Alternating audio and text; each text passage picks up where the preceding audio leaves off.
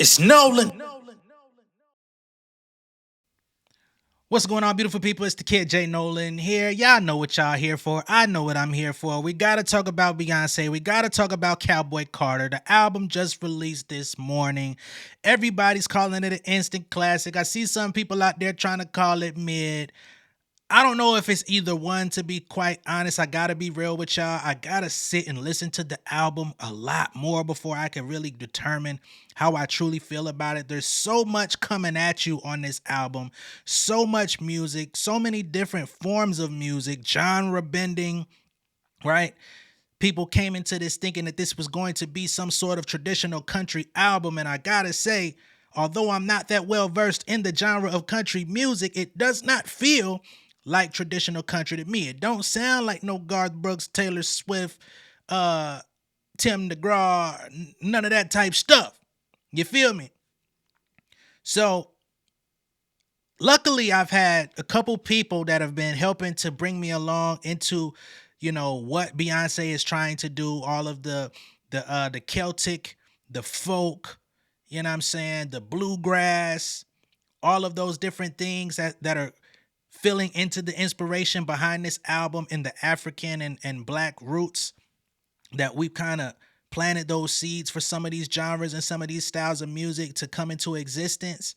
Otherwise, I would be completely lost. You know what I'm saying? Because the thing that I've noticed is some of the, just off the ear test, me not being well versed in bluegrass, it literally sounds like a bluegrass, like a field.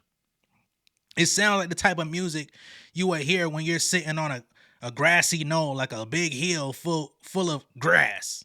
You know what I mean? And it's not a bad thing, you know what I mean? I've definitely heard that style of music before prior to this album. I never actively listened to it, never went looking for it, but I've heard it in passing, and I always felt the same way, so there was a familiarity of that. But otherwise, there's just so much coming at you. You feel me? So I had to make notes. This is not an album review. I wouldn't call it that. We are going to go over the album. We're going to go over the songs, talk about the production and just the vibes that I received from it. But it's too much detail for me to really break down. I'm not genius.com. I'm not finna go into like all the layers because this video would be extremely long if I do that. But let's go ahead and just get into it from the jump, from American Requiem, right? As you could tell with the title, the two eyes, all caps, is letting you know, signifying Act 2, right?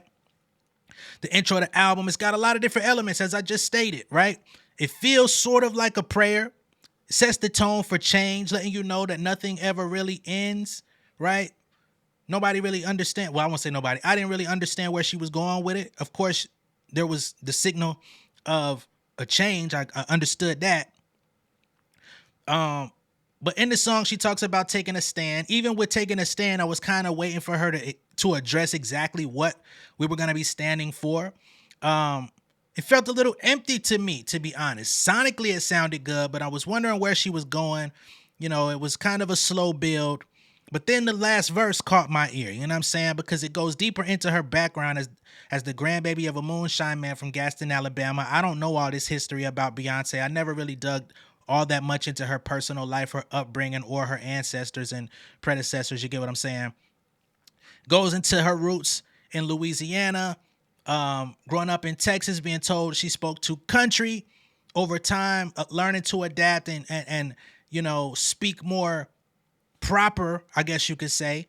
But then that puts you in the pigeonhole of you're not country enough, which means that the people down home from where you're originally from feel like you think you better than them. You trying to be somebody you ain't. I know you. I remember you when you used to be like us type shit.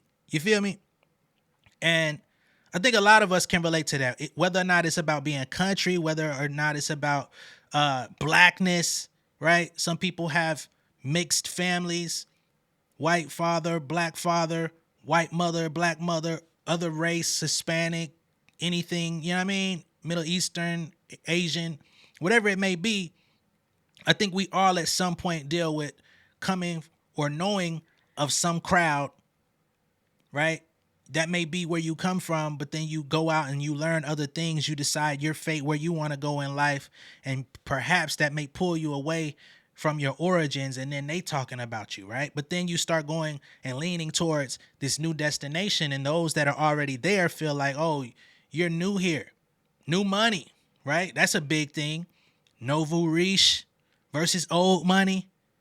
You don't get treated the same. You don't get the same luxuries. You think you going into the Gucci store and shit, and it's like, look at this motherfucker buying that monkey ass Gucci over there. We don't wear that shit. We get this one over here. The shit, you know what I mean? So there's always another level. There's always that classism or the critiques that come from wherever you are. You know what I mean? You, as above is below. You somewhere in the middle, and you're always trying to reach the next plateau. And then there's always that thing of where you come from, pulling back at you, right? And again, she speaks on things ending, letting go of fair weather friends who said that they won't be there. Just let us straight up know, and accepting this new journey. To be honest, this isn't a song that I'm going to play like that. I mean, it's just, like I said, too much of a slow build for me. That's not my vibe. I like up-tempo music, which kind of puts me a little bit at odds with this album until we get to the middle section toward the end. On Blackbird, it features Tanner Adell, Brittany Spencer, Tiara Kennedy, and Raina Reynolds, Raina Roberts, I believe it is. God dang, I messed that up. Raina Roberts, am I not correct? Yeah. So, yeah, this song, I want to give a shout out to the featured artists because they're all black women doing their thing in country music, somewhat contemporary, you know what I mean, of today. They're not the old school. They're not the old guard. This is kind of like a passing of the torch, basically giving Beyonce the opportunity to shed light on dope country artists that are doing it, that have been here for a little bit and don't get the attention that they may deserve or need to receive, even in the genre that they excel in, right? Because I don't know if these women are getting all of the love that they should be getting, whether it be awards, looks, performances in Nashville at the Grand Ole Opry, and, you know, all of the prestigious things that come in that field that we may not know so much about. So again, this feels like a passing of the torch. It gives them an opportunity. Although we only really heard Tanner voice up front and center, you know, the others, I think they may have been background or doing other things, but just to have those names in bold and have them featured on a Beyonce album is going to turn them up tenfold. So congratulations to y'all on that, man. And you're going to have to dig into their music because it's just going to create curiosity. Who are you? Like, what do you do? How the hell did you end up on here? Right? Which falls in line with the lyrics talking about blackbirds finally getting the opportunity to fly. It's also a cover of the Beatles' Blackbird, which was originally written in tribute to the Little Rock Nine. And the Little Rock Nine is a group of 9 black students who faced racial discrimination after enrolling in an all-white Little Rock high school in 1957. So, you know, again, that's history recreated in modern times. We may not face the same discrimination when it comes to integrating schools and stuff, but when it comes to integrating genres and integrating us into other spaces where they feel as if we don't belong, even though we may have created or contributed heavily to what it is that they're doing, they act like, nah, you're not supposed to be here. Which is how they've been treating Beyonce too, which is how they treated Beyonce in 2016 at the CMA Awards, right? So that's what inspired her even going into making this album. Very important. 16 Carriages. I talked about 16 Carriages when it came out. Still one of my favorites on the album. I like the vulnerability in the lyrics. I feel like the fact that she really delved into her come up as a child, coming into this industry, putting her family on her back, leaving and carrying the family since age 16 when she was really able to make money, go on tour, become who she became. She been giving all of herself for the past fucking damn near 30 something years, right? I don't know too many kids that could say that. Like a lot of child stars, they go and do things. They might have a couple summers where they're relevant. They may have a few years. They may even be on a show from, you know, age 5 to 15, put down 10 years and then disappear. So for her to still be out here, still be the queen, still be doing everything she's done with everything that she's endured and not had anything like super major go up against her. Yeah, Jay-Z cheating on her, that was a major scandal, but in comparison to some of the things that we see from other people, that ain't shit, right? So 16 Carriages I like a lot, and I think that in particular is a song that some of the Beyonce haters and detractors wish she would make more of. Even though Texas Hold'em is doing a little bit better than 16 Carriages on the charts,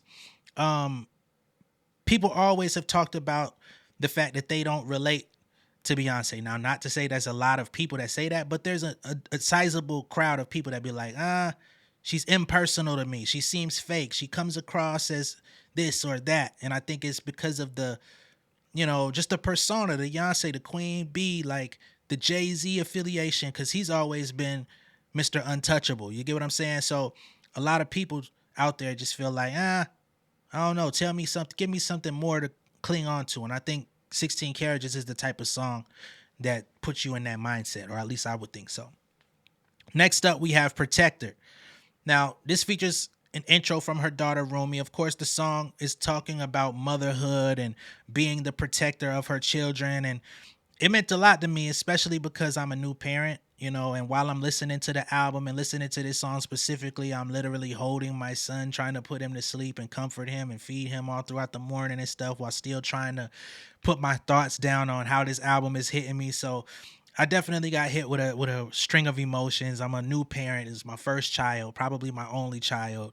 And it's like, wow, like I'm really that. I'm a protector, not the protector, but definitely a protector, a primary protector for a little man. So I could definitely relate to this song, and I think this is probably one of the first songs that hit me in this way because it is so new. He's only a few months old, and I haven't been listening to a lot of music lately. I've been trying to do YouTube and do my writing in the background and stuff like that. So I've been creating more than actually consuming anything. I actually had to stop to be like, nah, this is Beyonce. This is Cowboy Carter. This is an album that's going to be breaking doors down. I need to get to this. I need to understand what's going on, right? So, yeah, that undying love between parent and child, man. Not everybody can relate, but those of us that do, is deep. Going into My Rose, this is basically an interlude. Feels like a continuation of Protector. Not a lot to be said about it. The vocals are beautiful, though. Next up, we got Smoke Hour, Willie Nelson. Willie Nelson shows up in the album as a radio DJ, and we hear samples of classic old school music that definitely set the tone.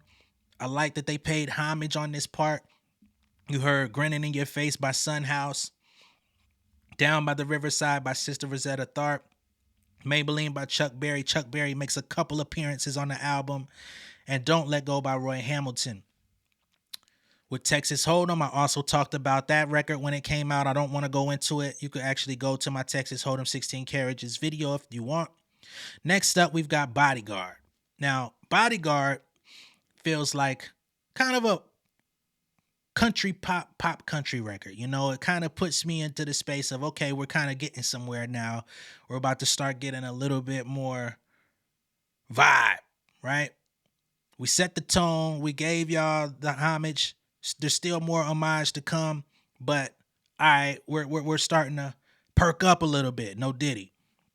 So, the thing about this particular record is I like it a lot for one, but it also reminds me of other artists that probably could have taken it a little further. And that's not a knock to Beyonce in any way. I'm just talking about the vocal performance. This is one of the weaker ones, in my opinion. If you don't feel that way, that's on you. You can voice it in the comments. But when I say weaker, I don't mean that it's bad. I don't mean that she sounds bad, because she sounds excellent when she actually starts singing. But I'm going to tell y'all more about why I say this. So it put me in the space of a Janelle Monáe, who I've been listening to since, I wouldn't say the very beginning, but very close to the beginning. Around the time she put out that EP, Jesus, what is the name of that doggone EP she put out? Metropolis, right? If you know about that project in particular, it felt like something that could have fit on there. Or even an artist like J Davy, who got way less love in the public. She was very big during the blog era. When the blog era passed, so did her career kind of a little bit. She wasn't that great of a singer, but she had grit.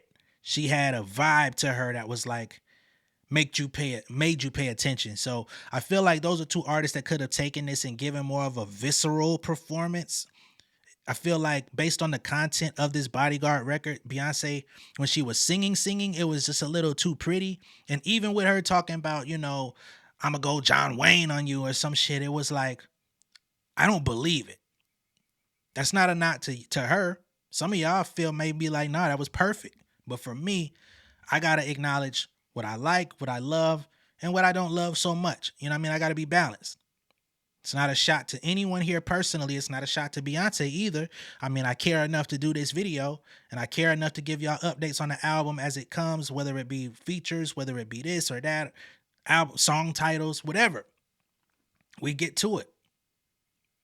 You know what I mean? But this is probably the only part of the album where it felt a little cosplayish to me, right? So following that, we get Dolly P. And of course, we get an appearance from Dolly Parton as the DJ on this Cowboy Carter KNTRY radio station, stuff like that. And of course, from there, we go into Beyonce's version of Jolene, which Dolly Parton was very much excited to see finally come to fruition. She kept hinting at it for years. She finally got it. So going into Jolene, sonically, I like the song. I'm going to be honest, I'm a big fan of beats, so stuff that's more acoustic doesn't catch my ear as much as something that has a bass or an 808 or a nice kick drum to it. You know what I mean? So more tempo typically is going to catch me. It's a little ironic to hear Beyonce do this particular record, Jolene, especially with her coming in and kind of being very protective and being territorial over her man. Going into the intro, we got Dolly Parton talking about, hey, this reminds me of that gal with the good hair, the hussy with the good hair. Yeah, I know somebody just like that too. So it's like, okay, we're going back to Lemonade mode, going back to, busting shit up, which that's cool. But at the same time, being that we do know that story, we've been familiar with that. It's like, damn, we got another record about trying to keep outside women away from Hove. Like, damn, nigga, keep it in your pants. Like, she shouldn't have to be out here busting chicks down. She shouldn't be out here having to go John Wayne on a motherfucker. She shouldn't have to be out here giving motherfuckers the stank face for you to behave. You know what I'm saying? That's just me hearing it and internalizing the story. That's not a shot at Jay. That's not a shot at B. That's not a shot at nobody. I'm just saying that's what came to mind for me. I'm like, damn, she's still singing about keeping hoes away from this nigga. God damn. Only because we, know pieces of the story. And it comes across almost like a pick-me song, even though I don't think that's who Beyonce is in person.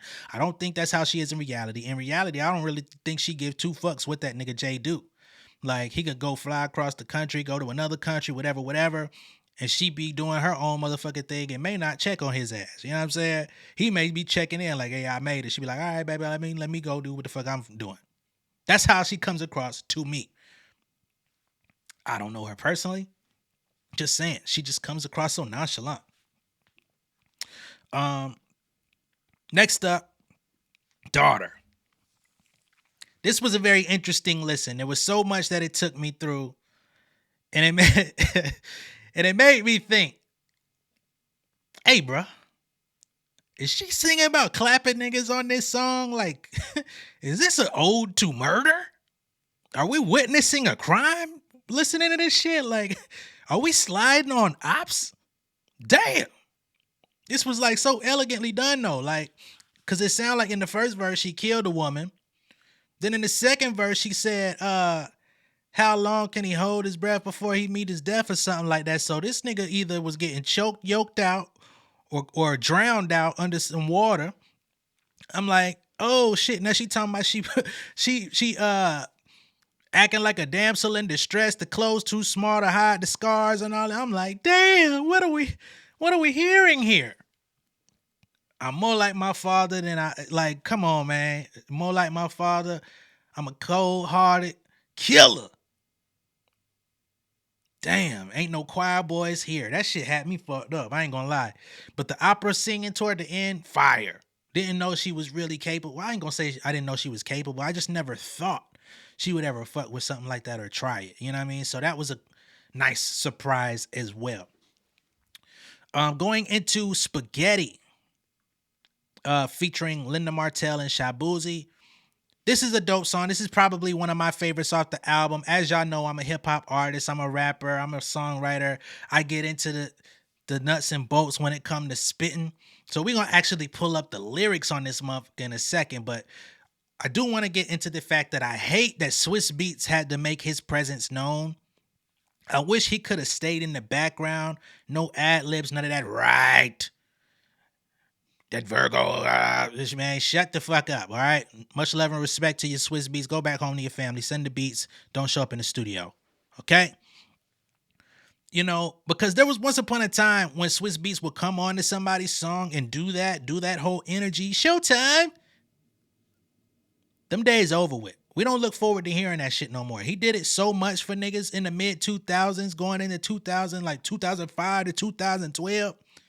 It's like it don't even have the same novelty no more. No disrespect, Swizz. I'm giving you critique from a nigga that love you. You know what I'm saying? A nigga that listen to more Swiss Beats tracks than I probably should. So don't don't do me like that. All right?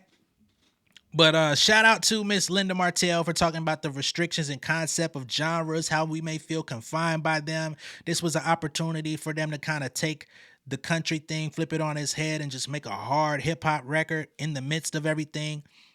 Spaghetti Western, all that type shit. Fire. But let's pull up the lyrics for this, man, because she was getting to some shit on there. Pardon my French, y'all. Y'all know when I get excited, I do curse a little bit more.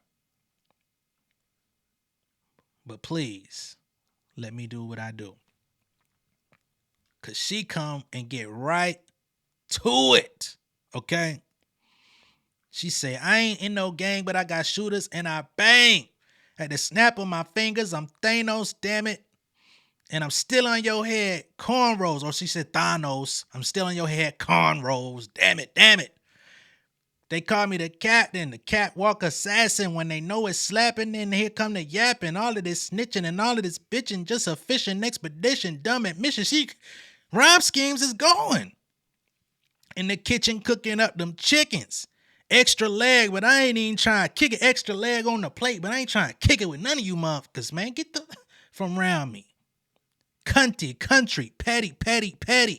All the same to me, plain Jane spaghetti. No sauce, too soft. Y'all ain't got no sauce, no flavor, no nothing. Y'all gotta go. You got to go. Sprinkle me. Y'all got to go. They salty, they shooting like Curry. One hand on my holster, then pass it to over. So Hove ain't even the shooter no more. It's Beyonce. You gotta worry about Beyonce jumping out the window, busting your ass and passing the heat to Hove. Hide it, nigga. You know what I'm saying? This is reverse Diddy. Oh my God.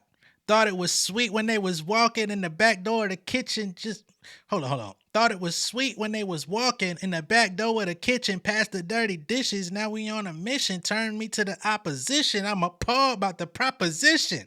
Y'all been played by the plagiaristic. Ain't gonna give no clout addiction my attention. Y'all want some clout? None from me. I ain't no regular singer now. Come get everything you came for.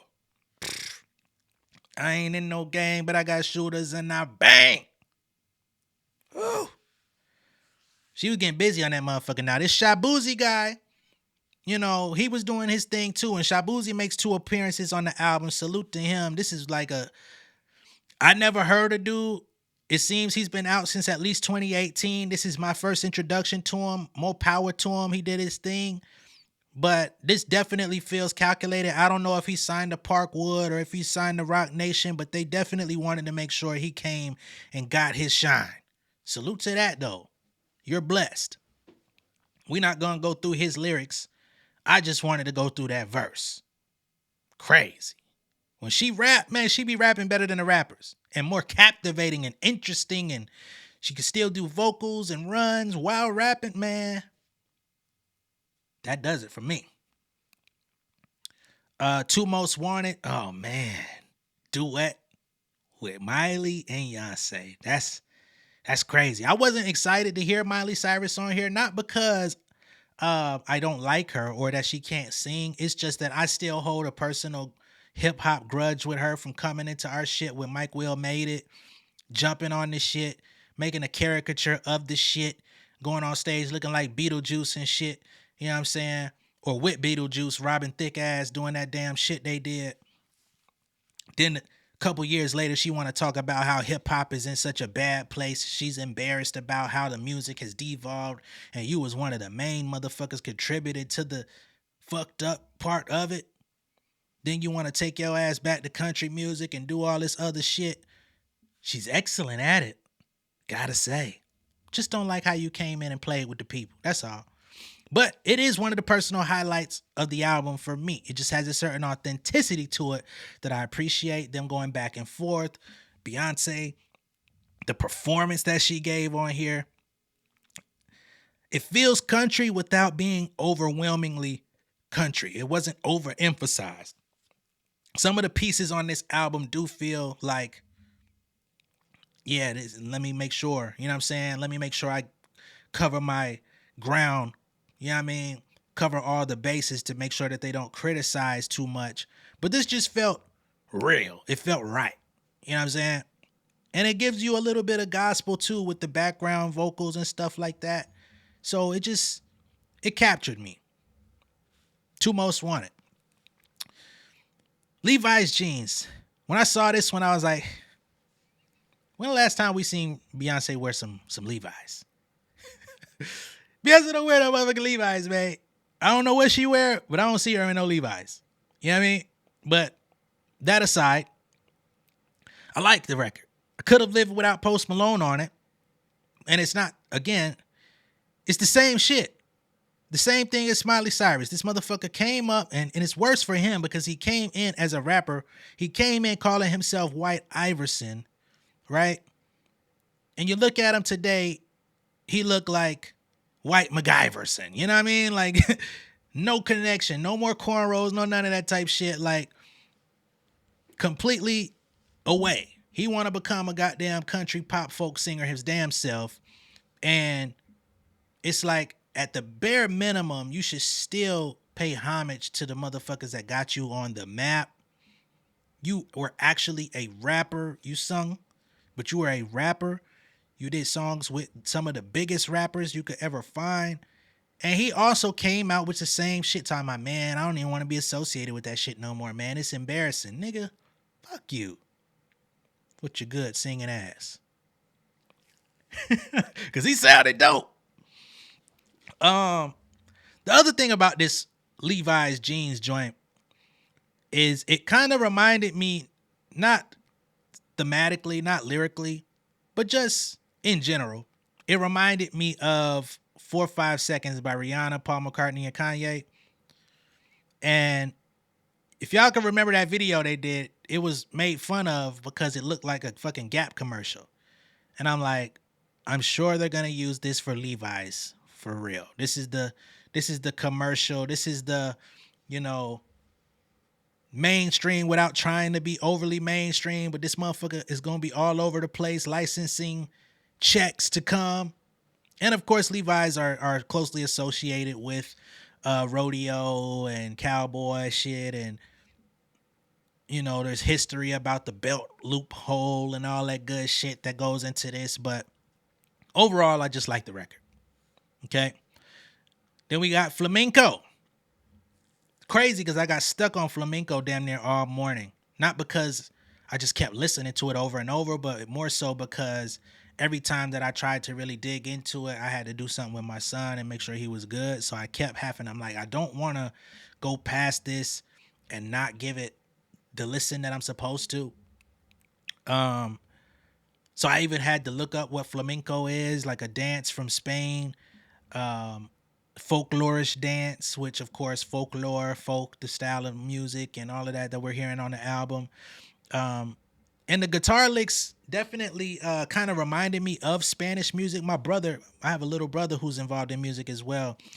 He plays Spanish music. He does mariachi music and all that different type of stuff. So it kind of reminded me of that a little bit, not fully, but I could hear little hints of it, especially in the chorus.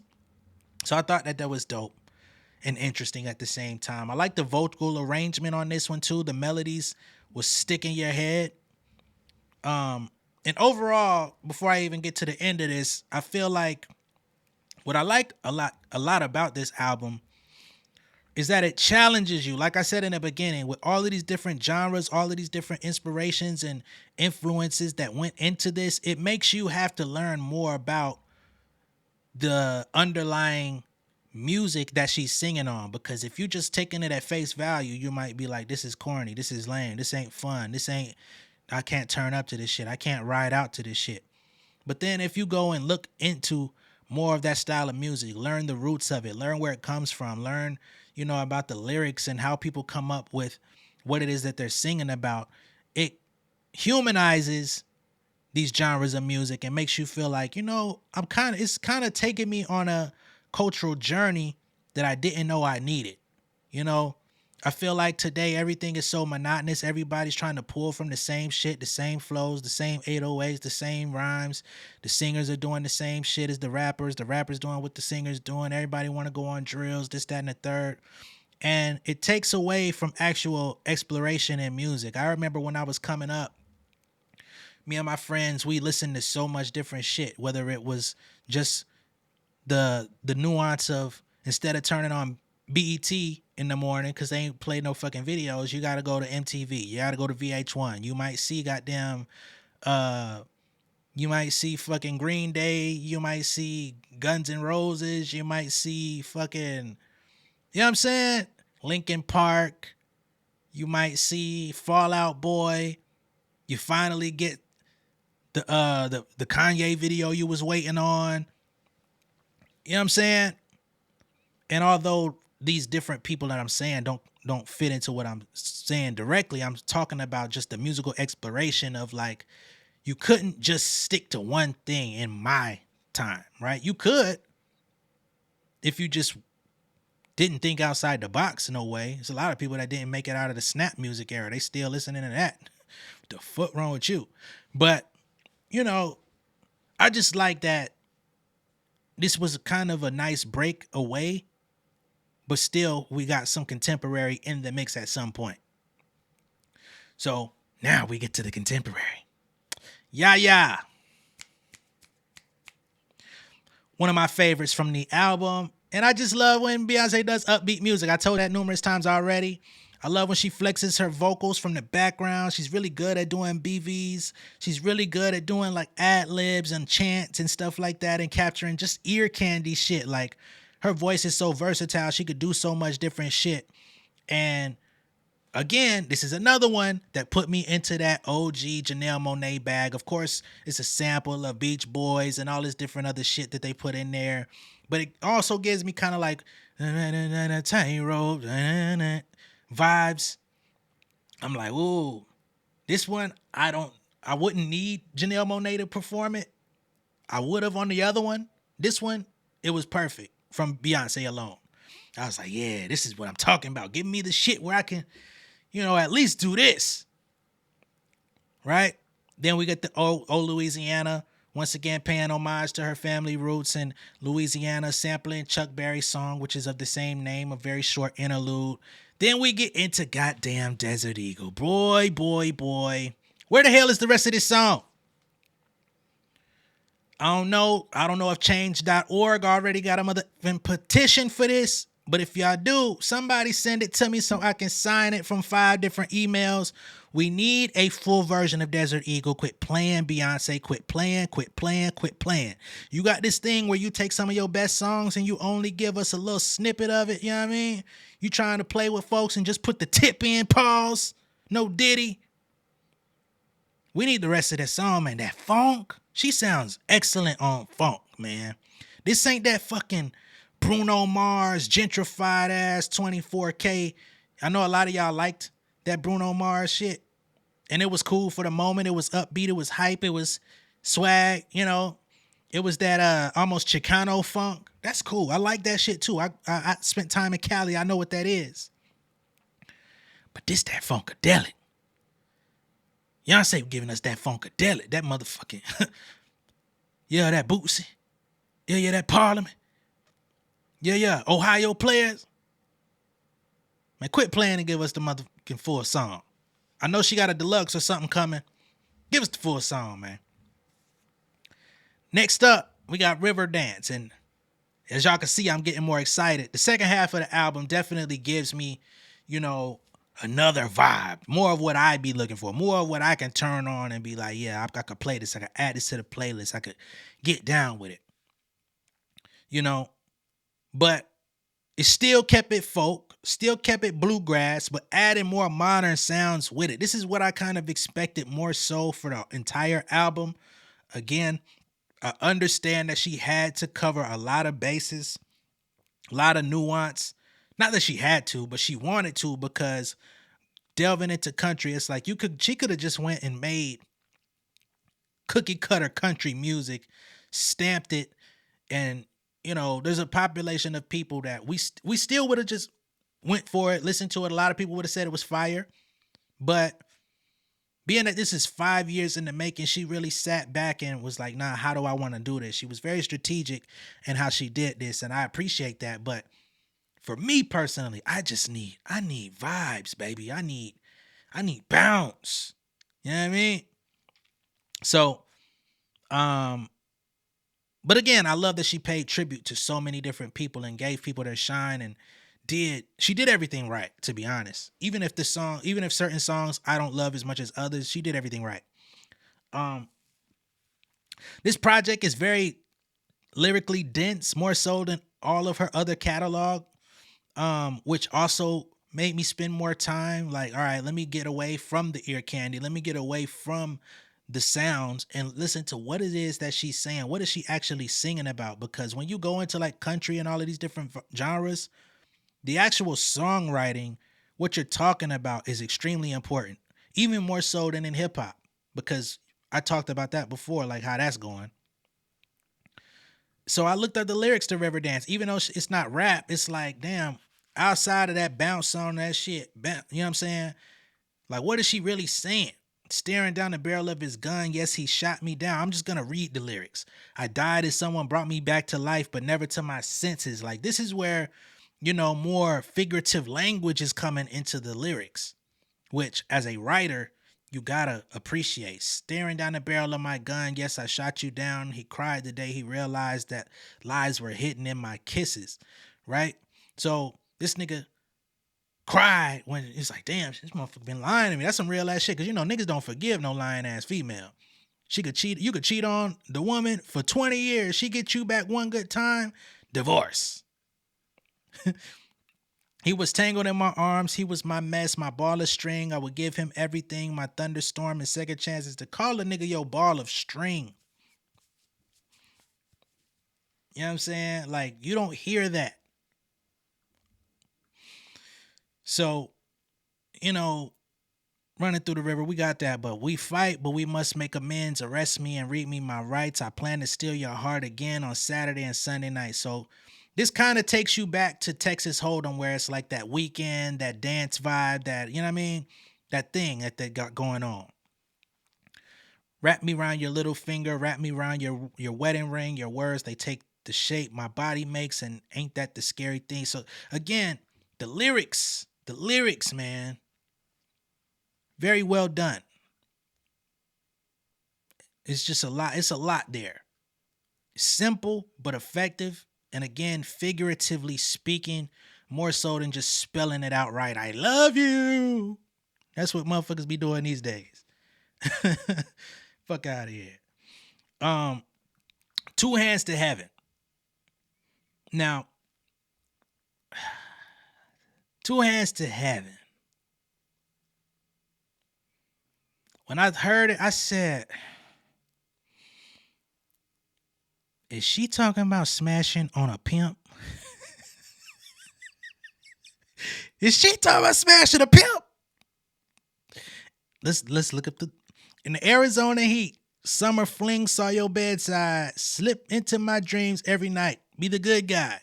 Who am I to judge? My baby. Who am I to love? My baby. Purple colored mink. Sugar cane hitting them 16 switches. Candy apple green, candy pink, swirling 24-inch spinners. Don't judge me, baby. You would never judge me. You know, it just sounded like she smashed a pimp and converted him to an honest man. You know what I mean? Talking about I'm gonna give you the best years of your life. Like, like he got a taste of that Queen Bee. It was like, hey man, I'm gonna put all my other little things, my other little pieces. They can go back home. I'm good. We out the game, baby. I'm retired. I'm gonna retire the mink and the candy paint. What you want me to get? A Chrysler? I'm good.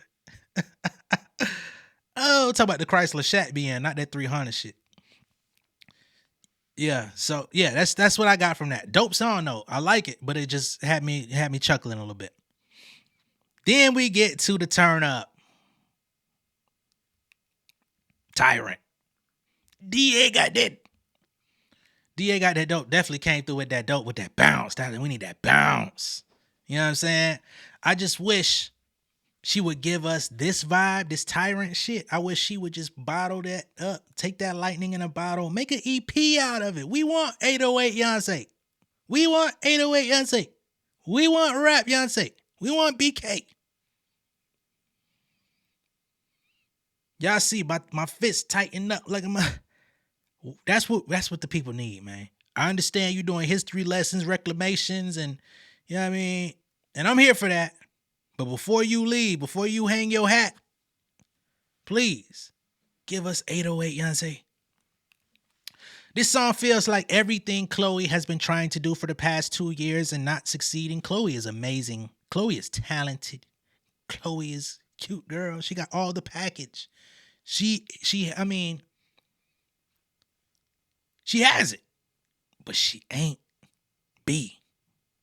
You know what I'm saying? The original just always gonna outdo the next up.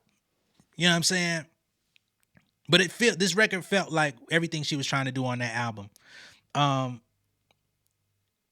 Still sound like she's smashing on that same pimp, calling him Mr. Hangman though. You know what I'm saying? She talking about she a tyrant when she ride it. She got that exotic Mr. Hangman. I'm on to you. We ain't got to break down the lyrics because the innuendo is there. But Jay-Z, man, no Diddy. Anyway,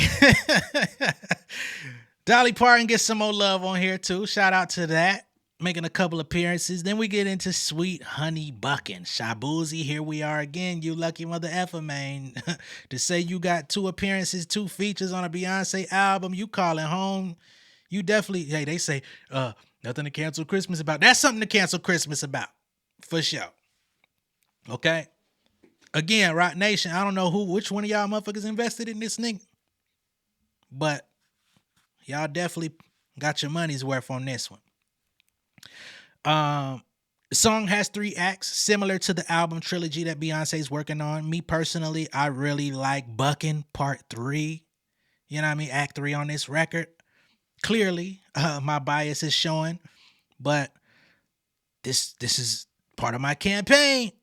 808s, hard trap beats, vocal runs, rapping, fun, tour, big money. I'm just saying, man. Bucking. Come on, man. Then the album ends with a classic Beyonce power ballad. I'm be honest, felt like the party was just starting to begin. I was just getting into my bag, getting into my shit, and then it was over. You know, but I can't appreciate the fact that the album ends with you yearning for more when it's over. That desire that, I want more, that, man, I can't believe it's ending. She hit you with that. She gave you that peace. She gave you that feeling. And then, of course, it goes back into the American Requiem intro arrangement and lyrics and everything. And, you know, nothing ever really ends. And then you pretty much started over from the top. Now, this isn't the most in-depth review that you're going to get.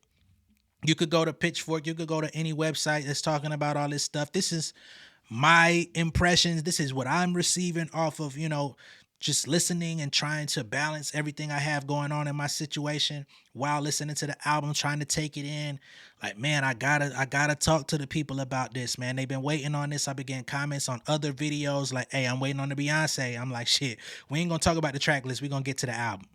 All right. So this is my community service, and it's fun. It's interesting. It's like everything that I enjoy doing. I wish that other artists in the industry demanded this type of attention. There's only a few that do, that demand this type of attention, to stop what you're doing, or in the midst of what you're doing, be like, no, I gotta see what this is hitting on. I gotta give my thoughts. I gotta talk to my audience. I gotta get to the people to see what they're saying. Beyonce is one of those people.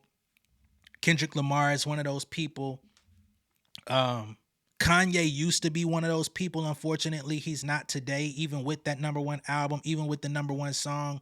The contents of his music don't stack up. We're going to get to Kanye in another video. Jay is one of those people for some people. For me, he's one of those people. For y'all, you may be like, I don't listen to Jay-Z like that. That New York rap shit. Cool. But that's my GOAT. Man, that's my GOAT. But there's only a few that just demand that type of attention. When the ball drops, it's New Year's Eve. In the middle of the year, it's New Year's Eve. Ball drop, nigga. Fuck it. So at this point, let me know what y'all think of the album. All my insiders, how you doing? What's going on with you? Much love and respect. I appreciate y'all for tuning in. I'm glad that I could go ahead and give y'all the video that y'all were waiting for. I know that some of y'all are going to disagree with my points. Some of y'all are going to agree with my points. It's only my thoughts. Just my thoughts, man. Right or wrong. Just how I was feeling at the time. You know what I mean? I still got to go back and listen to it some more. I still got to pick through and see what's really going to make my playlist, you know, because I'm not going to listen to the entire album front to back over and over and over again. It's not that type of project. This is definitely an education process.